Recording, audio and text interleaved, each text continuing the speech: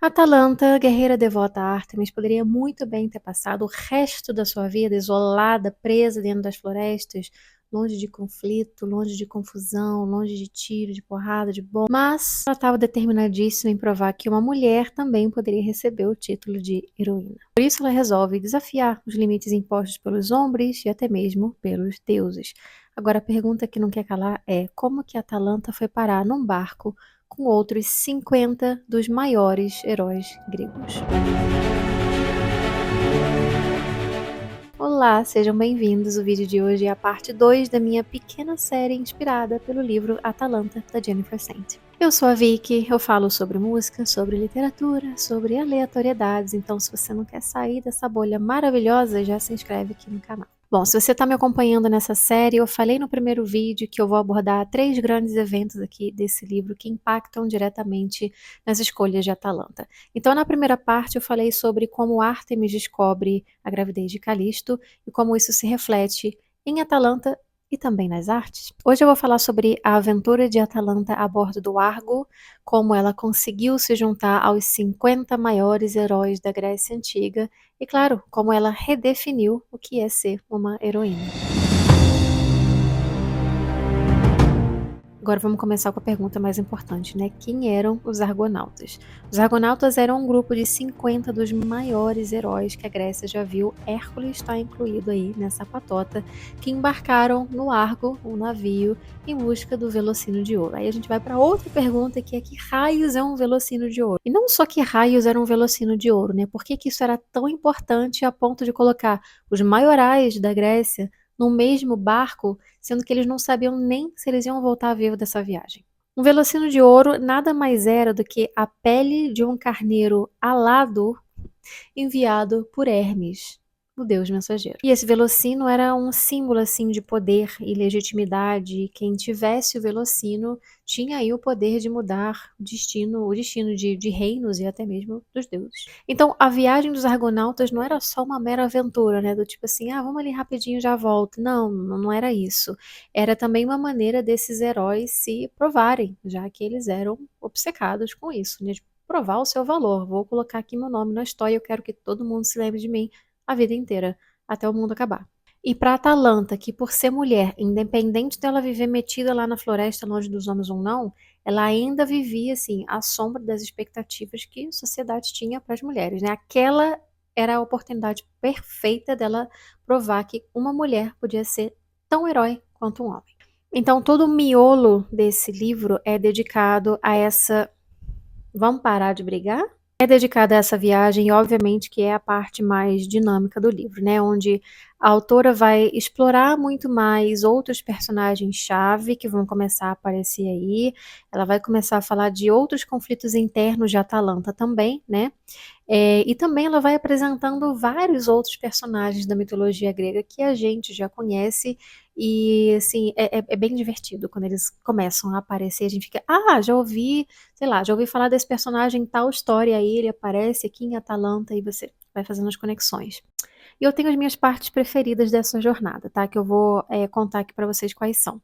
Então, primeiro, quando eles chegam numa ilha que é habitada só por mulheres, e aí eles quase não conseguem sair, é uma parte um pouquinho mais longa, mas é bem legal. Depois, quando Ilas, o aprendiz de Hércules, é raptado pelas ninfas, e aí Hércules fica louquíssimo, porque ele perdeu o companheiro dele. E por último, a parte das Simplégades. É Simplégades que fala, gente? Calma aí, deixa eu dar uma pesquisada aqui. Simplégades, é isso mesmo. Simplégades, eu falei certo. Que são duas rochas assim no mar, né? Uma passagem de mar entre duas rochas, e essas rochas esmagam qualquer coisa que passe por ali. Elas aparecem em Circe também, se não me engano, e é uma das partes mais legais do livro, é justamente a parte das Simplégades. Eles precisam pensar: como que eu vou passar aqui, sendo que essas porcarias querem matar qualquer coisa que se movimente ali por essa passagem, né? E é justamente nessa meiuca aí que vai aparecer um conflito muito grande de Atalanta, que é ela se manter firme aos votos que ela fez a Árteme, ou ela, assim, se libertar um pouco e experimentar um pouquinho dessa humanidade dentro dela, se é que vocês me entendem. a humanidade dentro dela.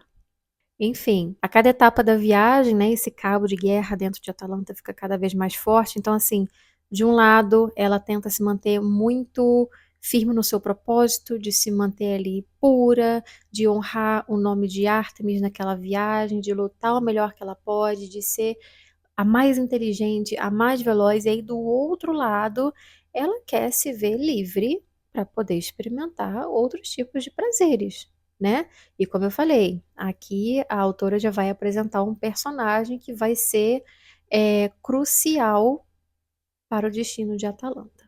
E bom, ao contrário do que eu imaginava, o livro não termina com o fim da viagem dos argonautas, muito pelo contrário. Depois que a viagem termina, ainda sobra assim um tantinho de aventuras e sustos e decepções, e muitas coisas acontecem no final desse livro, para falar a verdade. Acho que é até um pouquinho corrido, mas é bom, vale a pena. E falando no final dessa viagem, o final ele é meio sabe? Mas não é culpa da autora. Até a própria Atalanta questiona como essa viagem terminou, porque ela esperava um final épico para essa viagem, né? Um final glorioso, e foi longe disso. E justo nesse final da viagem aparece uma outra personagem famosíssima da mitologia grega. Eu fiquei tão animada quando eu vi ela ali, ao mesmo tempo frustrada, porque meio que ela tem a ver ali com o final da viagem dos Argonautas, né? Mas enfim, aí vocês vão ler, vocês vão entender o que eu tô dizendo. Bom, embora esse final não tenha sido épico como a Atalanta queria que fosse, ela conseguiu ter um certo reconhecimento ali entre as pessoas, os heróis que participaram da viagem.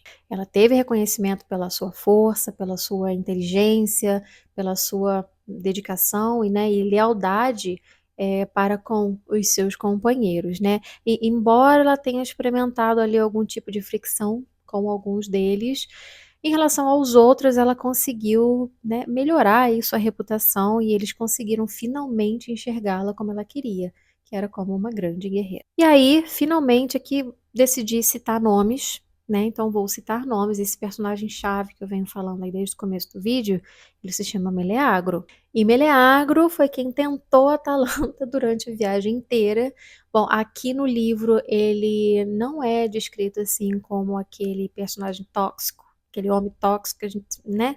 Não, não desse jeito, mas assim, de uma maneira meio que incontrolável, né? Porque eles têm aí uma afinidade um pelo outro, isso é inegável. Então ele fica tentando aí Atalanta, a cabeça de Atalanta. E ele vai ter um papel importantíssimo nessa parte final do livro.